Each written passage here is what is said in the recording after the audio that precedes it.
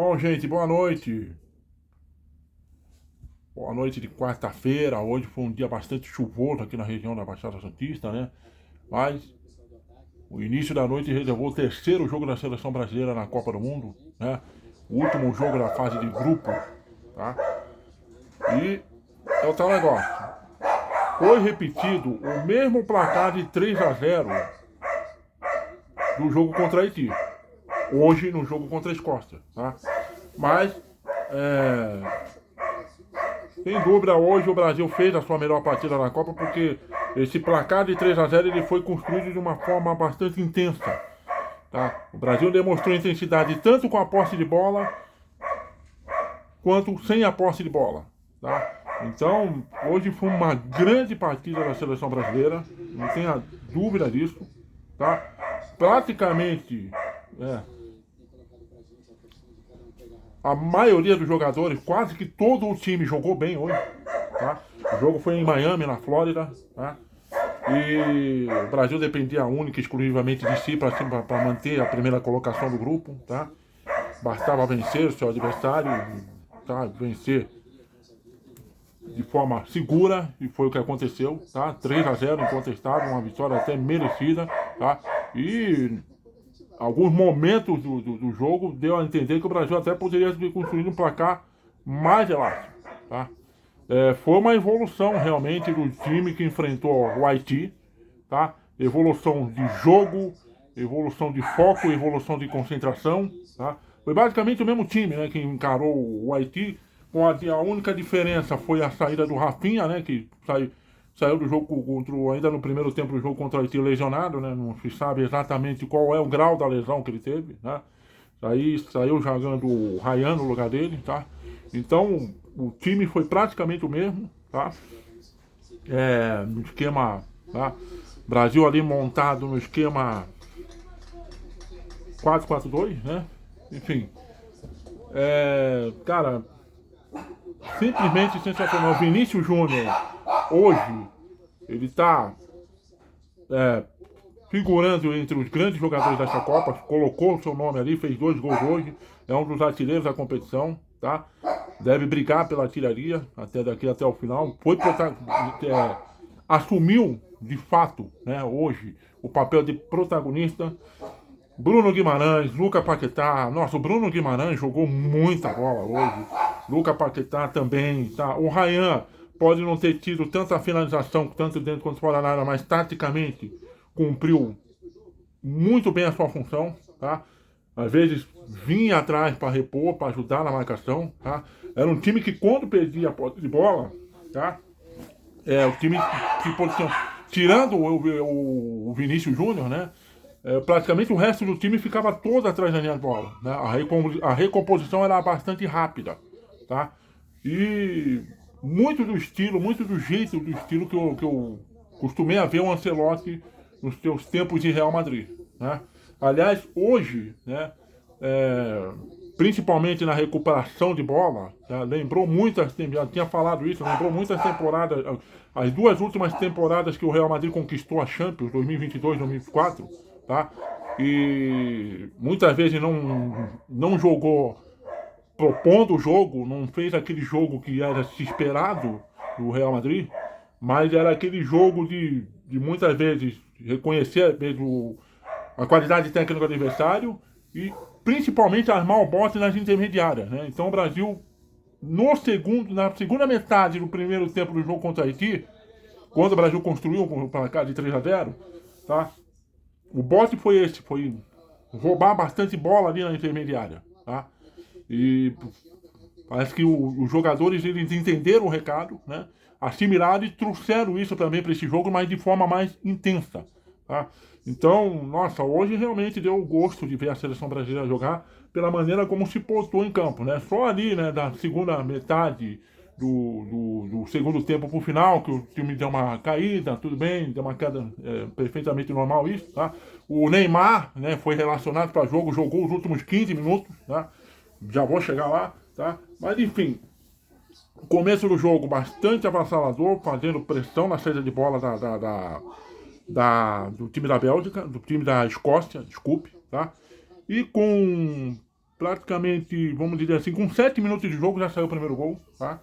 No vacilo da zaga lá, na saída de bola, né? O Ryan apertou o zagueiro McKenna, tá?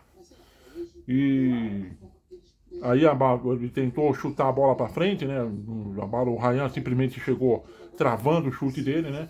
A bola sobrou pro Vinícius Júnior, que limpou o goleiro, tá? 1-0, tá? E já começou a abrir o caminho para a construção de de um grande resultado, tá?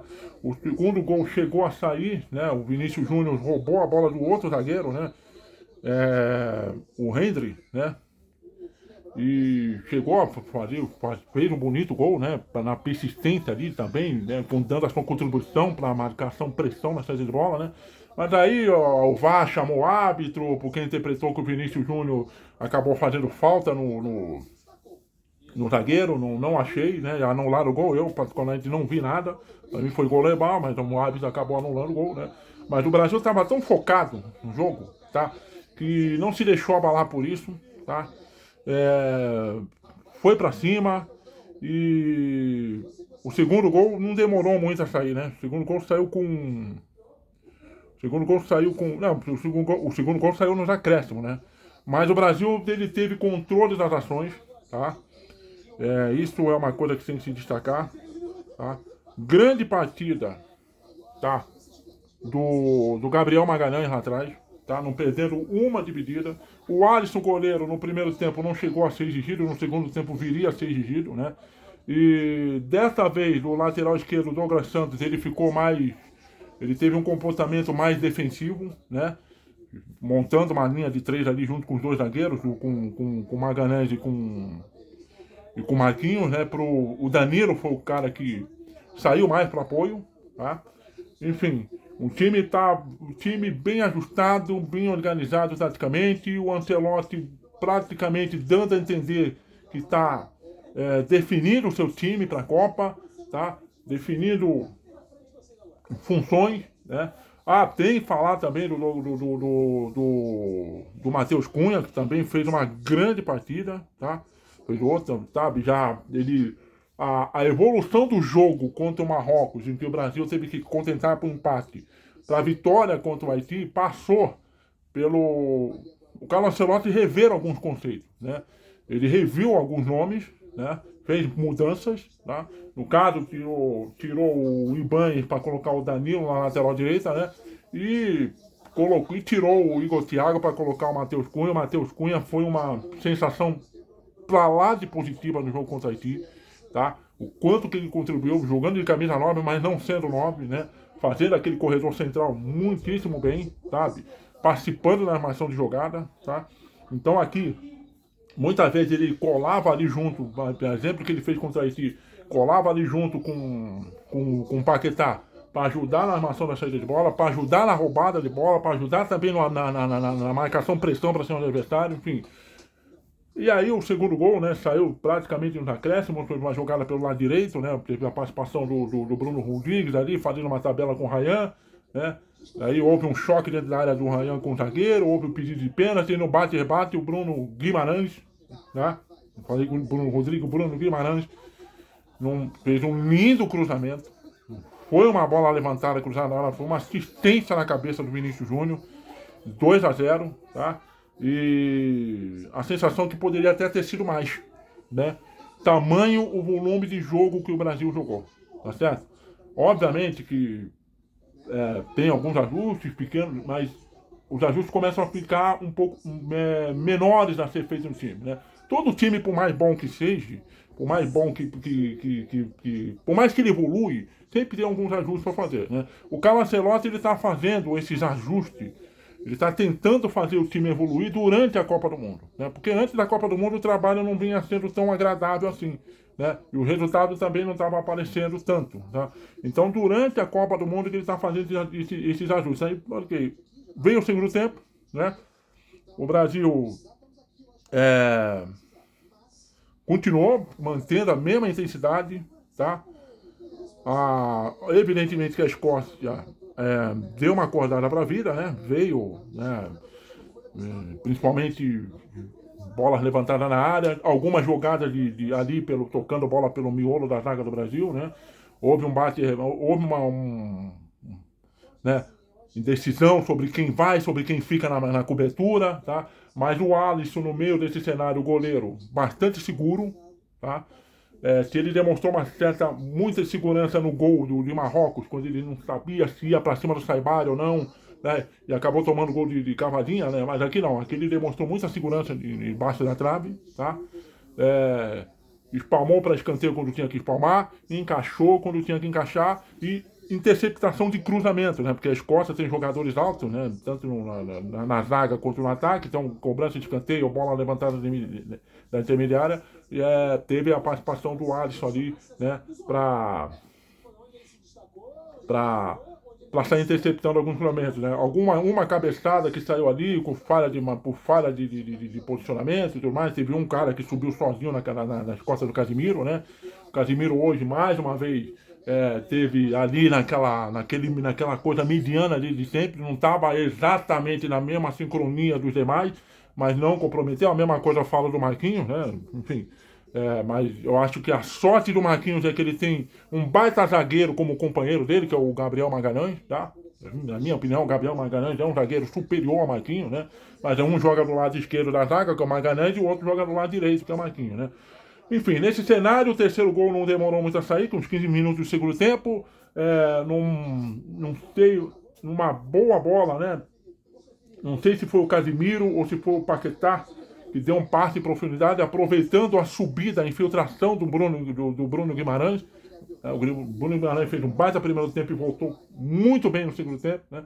Ele invadiu a área, fintou, fintou o zagueiro, deslocou o goleiro e simplesmente rolou de lado para o Matheus Cunha só ter o trabalho de empurrar para a rede. Segundo jogo do Matheus Cunha, terceiro gol dele na Copa, 3-0, tá?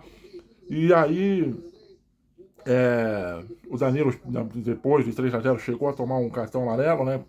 Correndo o risco ali de, se tomasse mais um, ficar suspenso na próxima fase, que é 16 avos de final, né? Se um jogador vai com um cartão amarelo só para a próxima fase, ele é zerado, mas se ele tomasse o segundo, ele ficaria de fora do jogo das 16 avos de final, né? E aí o Ancelotti, né? O Ancelotti, depois no terceiro gol, ele começou a promover algumas substituições, tá? Substituições de praxe que ele fez, tá? As duas primeiras delas foi a saída do Casimiro para a entrada do Fabinho, ok? O Casimiro entrou pendurado, né? Com o cartão amarelo que ele tomou.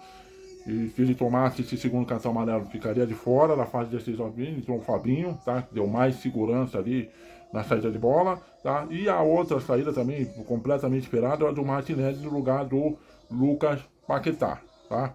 E aí o Brasil, que nem eu falei, né? Teve um momento que deu uma barrigada, deu uma baixada de ritmo e tudo mais, normal, tá? Até para ajudar a recuperar o fôlego, né? O Vinícius Júnior simplesmente sensacional. O Vinícius Júnior, muitas vezes ele não ficava posicionado do lado esquerdo do campo, ele fazia ali aquela movimentação na frente da área, às vezes ele se deslocava para a direita, se deslocava para o meio, tá? Foi uma partida tática e de uma inteligência soberba do Vinícius Júnior, tá? Vinícius Júnior realmente parece que, como eu falei, parece que se tocou que ele dentro de campo, né, é o principal nome, né, do time dentro de campo, tá? E parece que ele está começando a se sentir confortável com essa função de assumir o protagonismo, de chamar para si a responsabilidade, tá? Ótimo saber isso, tá? Fico contente de saber isso, tá? E aí chegou o momento do Neymar, né, jogar, né, do Neymar entrar em campo, tá? O Neymar entrou no lugar do Matheus Cunha, tá certo? Acho que a última partida oficial com o Neymar pela seleção brasileira foi justamente a partida contra a Croácia, né? Quando o Brasil foi eliminado na Copa de 2022, nas quartas de finais, né? Lá no Catar, sabe? Então, o Neymar entrou, né, para fazer ali dupla com o Vinícius Júnior, tá? Chegou a dar uma finalização pro gol, tá? arriscou uma tabela ou outra, tá certo? E foi um momento de bastante felicidade, a torcida brasileira ficou feliz, ficou alegre com a chegada dele e tudo mais, né? E, enfim, houve uma outra substituição também que o Ancelotti fez, que foi a saída do Ryan para a entrada do Endrick e a troca dos laterais, né? O Douglas Santos pelo Alexandro, tá? Bom, o Martinelli ele não conseguiu manter o mesmo volume de jogo do Lucas Paquetá, mas nada comprometeu, nada que tenha comprometido, né? O Neymar, evidentemente que quando ele entrou numa função de ficar mais à frente ali junto com o Vinícius Júnior, não ter a incumbência de vir atrás, né? O Endrick entrou no lugar do Ryan e praticamente fez a mesma coisa que o Ryan fez no corredor, quando o time não tinha posse de bola, o Endrick voltava para ficar atrás da linha da bola, se fosse necessário, vinha até a linha de fundo do adversário para ajudar na marcação, né? Para ajudar o Danilo na marcação, a mesma coisa que o Ryan vinha fazendo, tá? E o Fabinho, eu já falei, deu bastante segurança ali na saída de bola e tudo mais. Eu acho que é uma certa teimosia do Ancelotti querer continuar insistindo com o Casimiro, tá? Tendo um Fabinho mais inteiro, mais disposto fisicamente, mas tudo bem, tá? E por pouco não saiu quase o gol nos pés do Endrick, principalmente, nos pés do Vinícius Júnior, principalmente, né? O goleiro da Escócia acabou fazendo uma grande defesa no chão, tá? E o Brasil, né, passou alguma, né, a Escócia veio para cima, na base do chuveirinho e tudo mais, o Brasil rebatia a bola, o Brasil brigava pela segunda bola, isso era uma coisa bastante interessante, tá? O Ancelotti definitivamente é um técnico que ele já está metendo na cabeça do jogador a importância de ganhar a disputa na intermediária, tá? Para fazer uma ligação direta com o ataque ou para fazer uma condução direta, né? Dependendo do pé de qual jogador ficar, né? Saber conduzir rapidamente a bola, né? Enfim, aliás, o comecinho ali do segundo tempo, né? Eu acabei, porque ele teve uma ótima bola enfiada do Paquetá pro Vinícius Júnior, tá? Porque ele não pegou bem na bola e o goleiro da Escócia acabou fazendo uma grande defesa com os pés, né? Eu deixei passar esse lance aqui, eu lembrei agora de cabeça. Mas enfim, o jogo acabou terminando 3-0, uma vitória convincente da seleção brasileira, uma vitória que passa confiança, tá? Um time que está subindo o degrau, tá? Do empate para o Marrocos. Houve uma subida de degrau com algumas alterações, né, que o Ancelotti fez, né? Mas o time só jogou bem uma determinada fração de jogo, tá? E hoje a evolução foi porque o time demonstrou intensidade, demonstrou volume de jogo num espaço de tempo maior do que foi do jogo contra a Haiti, tá?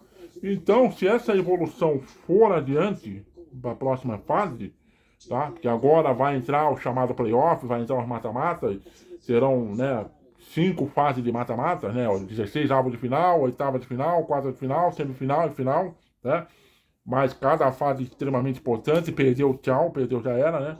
Enfim, se o Brasil demonstrar esse certo grau de evolução, ou pelo menos, mesmo que não consiga evoluir, mas pelo menos mantém o que conseguiu conquistar até agora, né?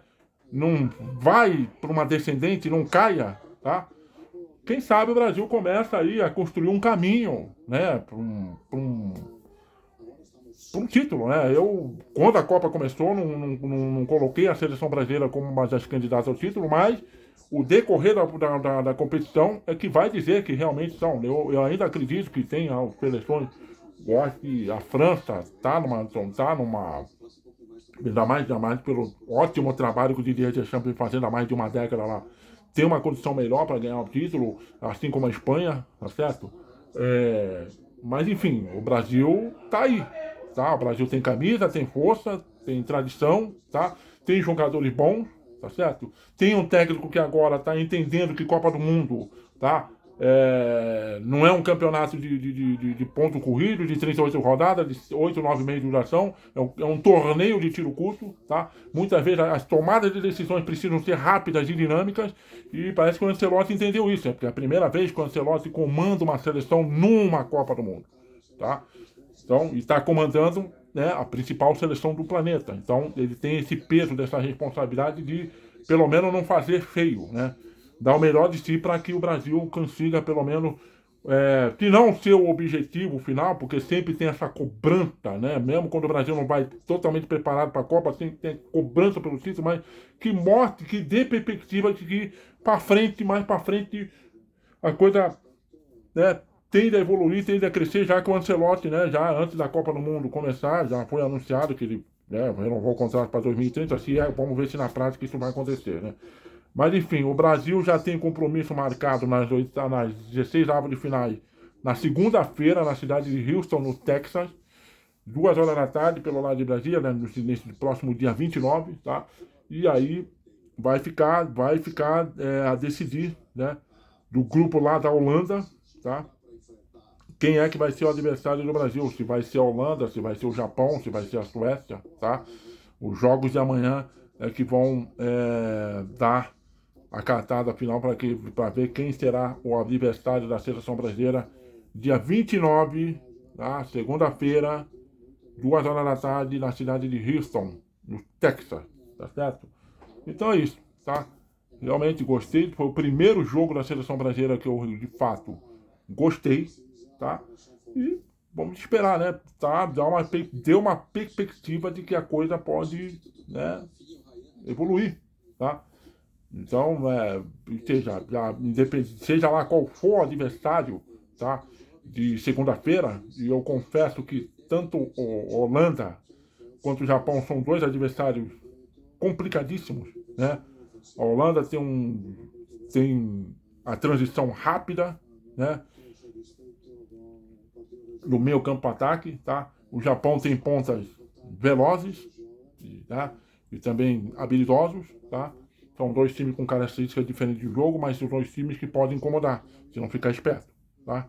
Então o tempo vai dizer aí se vai ser amanhã, vai ser decidido, né, o adversário da seleção brasileira, tá?